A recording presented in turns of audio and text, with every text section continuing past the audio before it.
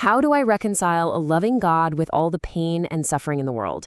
It's perhaps one of the most profound, stark, and universally asked questions in all of human history. If you're feeling the weight of that question right now, you are definitely not alone. Today, we're looking at a source that tackles this exact philosophical problem head on, and it does so using a fascinating framework of logic and some absolutely vivid analogies.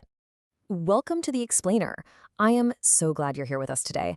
We're going to explore how the Quran addresses the classic problem of evil and suffering. Now, just to be totally clear, we're approaching this text impartially to really understand its internal logic. And what's incredibly compelling about this source material is that it addresses this heavy topic through a profound zoom-out perspective. It constantly challenges the reader to look way beyond the immediate moment. All right, let's dive into part 1, the core question and the void. To address the core question of suffering, the source actually starts with a foundational concept: free choice. I want you to imagine a world in which nothing bad could ever happen. Literally nothing. Nobody could say a hurtful word to you, nobody could physically harm another person, a plane could never crash, and no natural disaster could ever strike.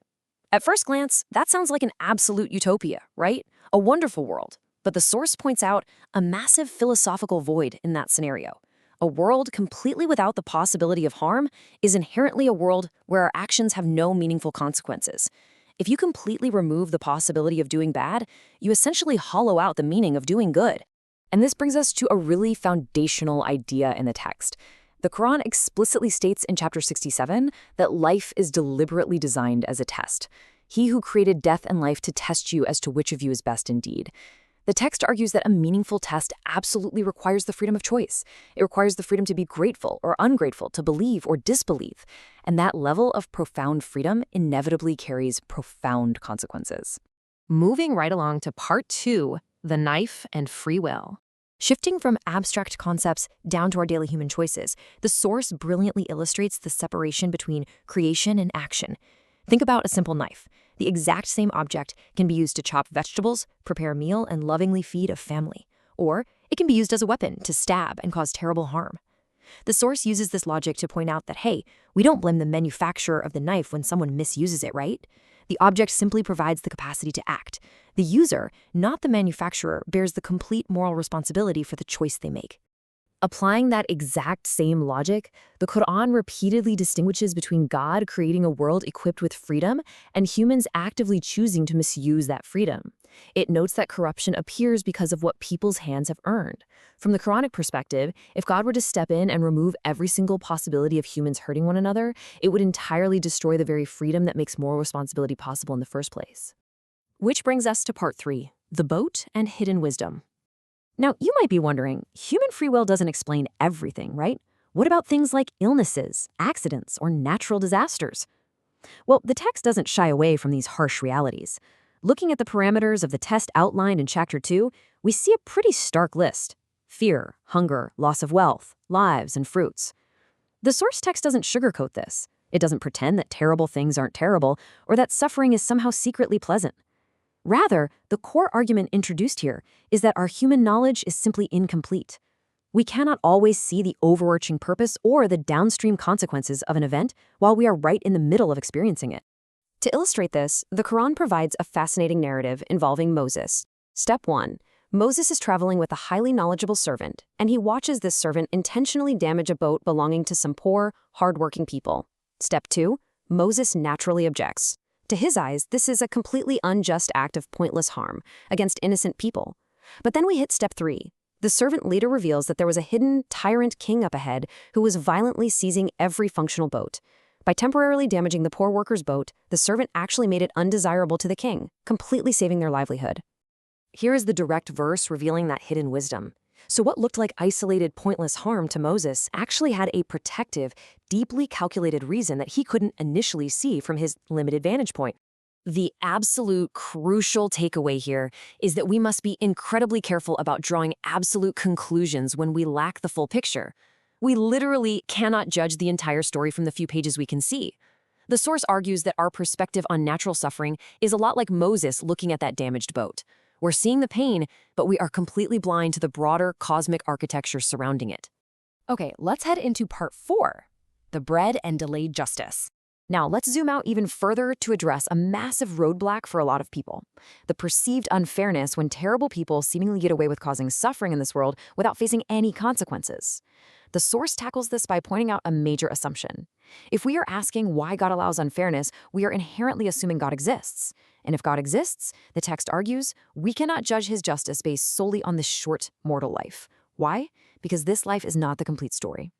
As chapter 14 states, the wrongdoers aren't actually getting away with it. Their reckoning is simply delayed. To really grasp this, let's look at a thought experiment derived from the text's logic. Imagine you're watching a scene unfold. Two desperately hungry children are fighting viciously over a single piece of bread. Suddenly, a larger observer walks over, physically overpowers them, and forcibly takes the bread away. Now, pause the scene right there. If the story ends in this exact moment, you would look at that observer and think he was incredibly cruel. You'd think he just made a terrible situation worse, leaving two starving kids with absolutely nothing. But now, let's unpause the scene. We watch as the observer simply breaks the bread into two perfectly equal portions and gently hands one piece back to each child. Suddenly, your entire judgment of that observer completely flips. The initial action wasn't cruel at all. It was the necessary first step to establish peace and equity. Your judgment changed not because the initial event was different, but because you finally saw the whole story play out to its resolution. And that brilliantly illustrates a key framework of divine justice presented by the source. Delay is not the same as abandonment.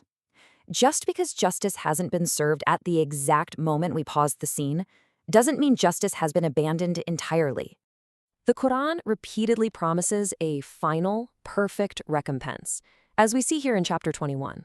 We shall set up the scales of justice. This means the pain, the oppression, and the injustice we witness right now in this world, they do not represent the final outcome. We are all just living in the paused scene before the bread is redistributed. Finally, we arrive at part 5, the unfinished story. Tying all of these threads together into a final cosmic perspective, the source is unequivocal. Your Lord is never unjust to anyone. You see, the answer to the problem of evil isn't that human suffering doesn't matter. It matters deeply. But the core argument is that this physical life, with its immense freedom, its heavy consequences, and its rigorous testing, is simply incomplete. Think of it like reading a massive novel. If you read a book where the beloved hero suffers terribly in chapter 4, you don't immediately throw the book across the room and declare the author is cruel and the whole story is a tragedy. No, you keep reading. You keep reading because you trust that the author has a resolution in mind by the final chapter. The source is basically asking us, are we calling the author of existence unjust while we are still only halfway through the book? Which leaves us with this final, incredibly provocative question to linger on. Instead of just asking why God allows pain, the text challenges us to look inward and ask, if this life is only part of the story, am I judging the justice of the story before I have reached the end? It is a powerful shift in perspective, moving from a demand for immediate perfection to an acknowledgement of an unfolding, ultimate justice. Thank you so much for joining me on this explainer. I hope this gave you a really clear, structured look into this profound philosophical framework. See you next time.